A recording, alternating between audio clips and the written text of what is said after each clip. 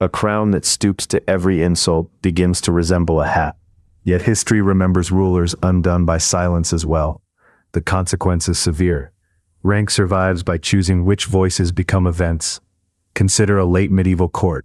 Stone corridors, wool tapestries, wax, breath, petitioners waiting under painted saints.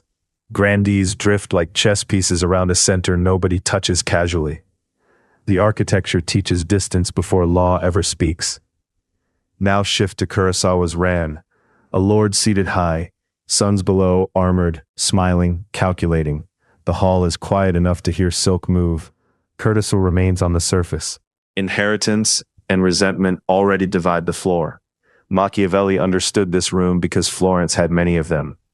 Princes wanted obedience, ministers wanted relevance, messengers wanted safe passage. Each depended on the others while pretending otherwise. Fear entered first, pride followed more slowly. The petitioner wants redress or spectacle, or merely proof that the sovereign can be pulled into mud. The sovereign wants order. He also wants to appear above appetite. If he answers too quickly, his clerks, guards, and rivals invoice him later. Even the peasant in the proverb is rarely only a peasant.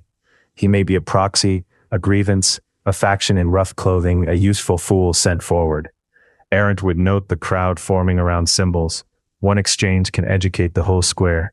So what is the structural incentive? A king must preserve asymmetry. Clausewitz wrote of centers of gravity. In politics, attention is one.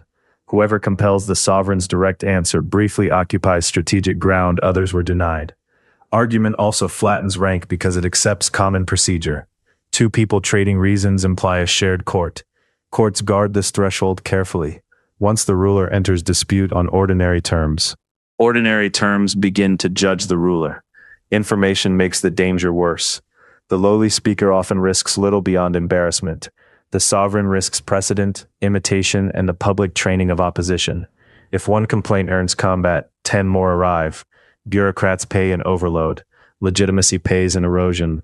There is also theater. A refusal to argue can signal confidence. It can also hide incapacity, cruelty, or simple fatigue. Notice the pattern.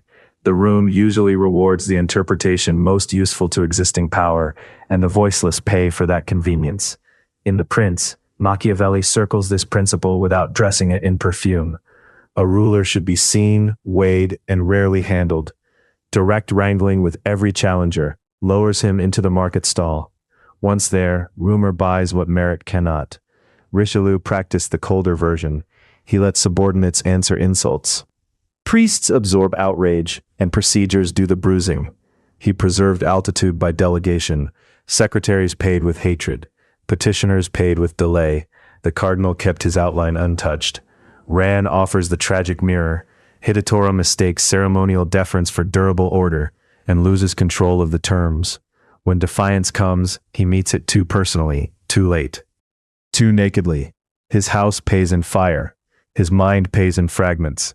The king who does argue often does so after the board has already shifted. Anger enters where structure failed. Then the exchange no longer restores rank. It advertises panic. Courtiers notice first. Enemies notice second. History notices last. Who pays for royal silence? First, the petitioner with no patron, whose grievance remains correct and unheard. Then the officials beneath the throne, who must translate distance into decrees. Their names fade from chronicles. Their bodies occasionally do not. Who pays when the king answers anyway? The realm often does. A sovereign drawn into personal quarrel reallocates law into mood. One village becomes an example. One family becomes collateral. Vanity is expensive when backed by armies.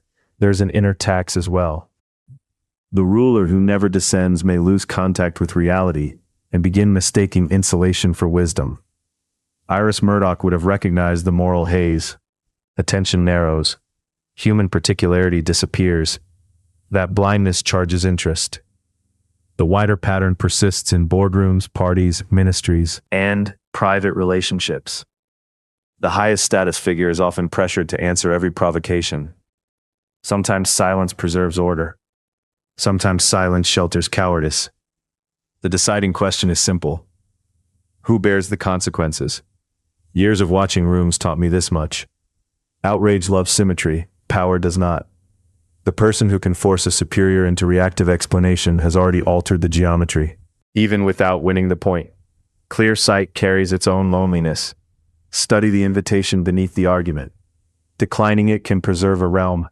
Accepting it can expose one. Both choices send a bill somewhere. Until next time.